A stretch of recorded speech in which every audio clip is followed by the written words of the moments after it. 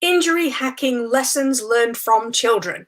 Hey, I'm Sarah from mostmotion, and I'm here with another video for every sports and fitness coach who wants to improve their clients' mental and physical well-being and deliver as many results as they possibly can and prevent injuries at the same time. So, what are we talking about today? Well, there's one thing that children do a lot when they are learning new skills, and we can really take this on board when we're using it for injury hacking and producing better results with our fitness training. So the thing is, they say things like, oh, I bet you can't do it like this. So let's say, for example, they are, I don't know, learning to hop, okay? Then one child, let's say there's 3 children learning to hop, and one child does it before everybody else, and you can guarantee somebody in that one other of those children will say something like, oh yeah, but I bet you can't do it like sideways or sitting down or something crazy. There's always something crazy attached to it, but the challenge is always there in children's minds. So how does this help us when it comes to hacking? So the idea of hacking is to have multiple things going on at once so that we can do things much more simply. And there's 3 things that I want to point out with this idea, okay? The first thing is that the brain loves a challenge, okay? When somebody says to you, I bet you can't do it like this, or try it like this, then the brain goes into this really great, happy place that really gets all the juices going, okay? And this produces lots of happy hormones, and this is a really good way of creating or improving mental health, okay? It creates those happy hormones. It gives us something for our brains to get their teeth into, if you like. And on a physical side of things as well, it gets us moving our bodies in lots of different directions, okay? And that is improving how your joints move, and that is removing the barriers to the exercise that you're trying to offer. So that's a really good way of getting our bodies to move in a way that's different. It gives us brains a challenge, and it's a really powerful way of getting our people to move forward. So the second thing is that with children, there's no limits on their expectations. So they do think of totally crazy things, and they're not stuck to the idea of doing it correctly. They're not stuck to the idea of the possibility of them doing it wrong, or they're not limiting what they think they can do. And that on the mental health side of things improves their outlook.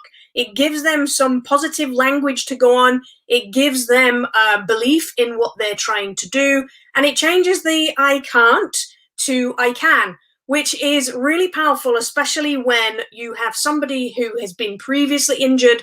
Maybe they are coming out into, they're rehabbing an injury, something like that. Or maybe they've just got really chronic old injury problems they've totally forgotten about. They just think, oh, I can't do that because of my bad, I don't know, knee or something like that, okay?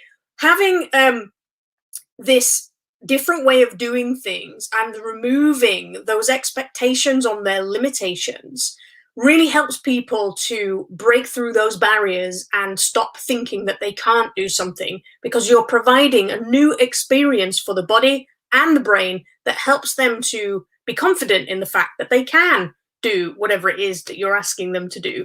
And in a physical sense, that is really powerful, because not only are you giving the brain that experience of physically moving in those directions, but you're actually keeping the ability of those joints to move in those ways open.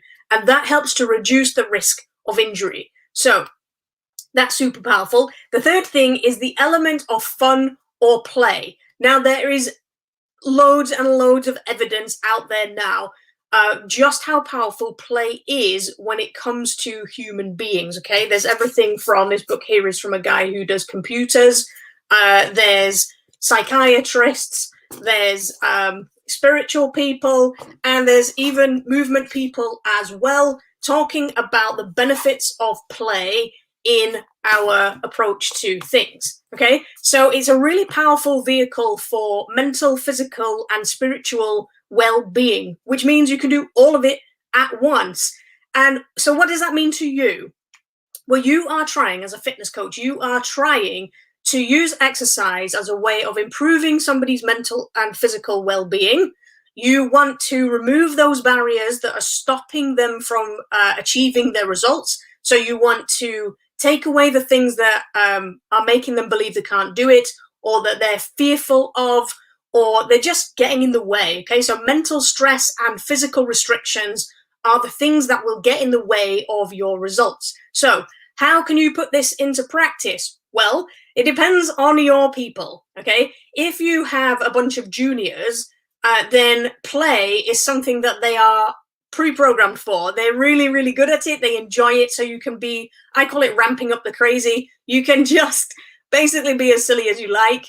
Let's take running, for example. You could ask them to run like they're jumping over puddles. You could ask them to run like they're creeping down the stairs.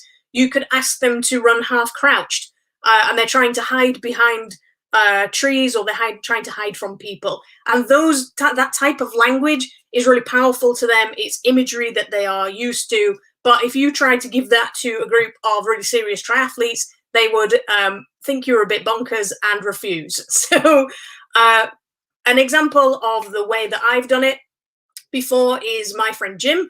He started by mentioning to me that his running, he was doing mile sprints or mile runs with the program that he's doing. He's in his 50s. He really enjoys the military fitness type of approach. He's doing some crazy marathon soon with a weight on his back. And it started by him mentioning that he was doing negative splits, which basically means that he was getting faster the more times he did this running. Okay, and that was a sign to me that his body wasn't actually prepared enough. It wasn't warm enough before he started doing these repeat runs. So that's why his runs got faster, because as the more he did it, the more warm he had. So the more warm he was. There we go. So I suggested that he started playing around with turning his toes in and out. Just a really simple thing that he could do for a few minutes before he started training. It would give his hips a little bit more lubrication. It would just get his joints a little bit warmer, and it would just help him to feel ready, prepared for the exercise. So he did that. He felt better. So he started playing around himself with the idea of changing the position of his body. So now he runs for 5 minutes, and he's doing toes in and out. He's shifting his body weight over to one foot. He's pushing his pelvis slightly forwards of his feet. He can run down the street looking behind him, all sorts of crazy things. But the outcome is that even though his training is really, really heavy right now, every week he is literally just a little bit stiff. Okay, there's no pain. And actually the pain that he was having in his foot that was causing him lots of problems, was causing him lots of distress because he couldn't train properly, has now gone. And he totally credits this with warming up like this in crazy ways. And when he starts to feel tired in his running, then he just moves his body differently, and it shakes his brain out of this repetitiveness and helps him to focus and concentrate and keep running quickly. So the language that we use is really powerful to our people. We need to use language that's appropriate to our people, and even just simple things like removing the word should when it comes to stretching or technique when the opportunity arises. There's not every time in your session that you have to do everything correctly. So warming up is a really great point. You could do whatever technique you wanted in the warm-up because there's no weights, there's no intensity. You're literally just gently preparing the body for exercise. So it's a perfect opportunity to do something different. And just using that language of playing around really helps to remove the pressure from people and really helps them to have a more positive outlook and helps their joints function in a way that is super useful. So language is something that we dive into in my book, this one. You can find out more information about that book, and you can get all an experience I had about different groups of running and how they felt when we were using this type of warm-up and that kind of thing compared to the standard way of doing stuff. So you can find that book at mostmotion.com/book. So you can go there and grab that book, find out what's inside it and all that kind of stuff. So thanks for watching, and I'll see you again next time.